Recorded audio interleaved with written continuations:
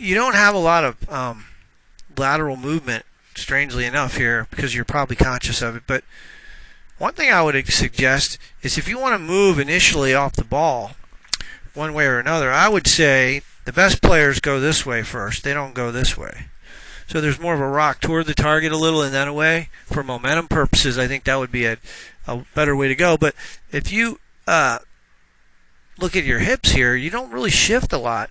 I mean, there's a little initial move away, but then you sort of turn pretty good. You got a little glide right here and pass the ball, or past the original position. There's your head, where I put that vertical arrow. It's a little bit past, but overall, I mean, that's pretty good.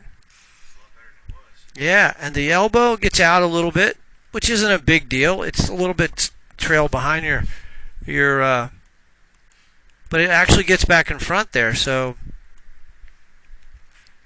it's good footwork. I like how your right ankle rolls in. And then this trace, what you want to do with your irons, that's what, about a 7 iron or 8 iron? 6 iron.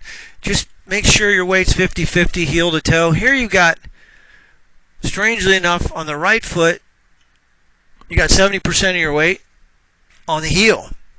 And then on your left foot, it's evenly distributed. This little ball should be right about in the middle of the crosshairs. So right about here.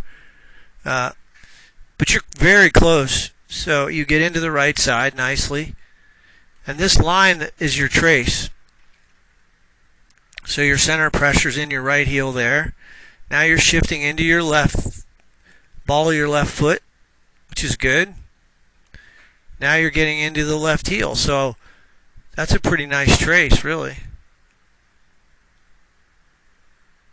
And you're pretty much on balance, which is a big deal. What we want to do is make sure that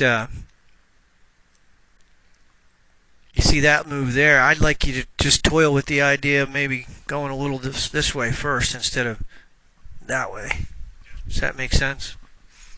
Just a little forward first before you go back, as opposed to back. It may be a little foreign to you, but we'll see.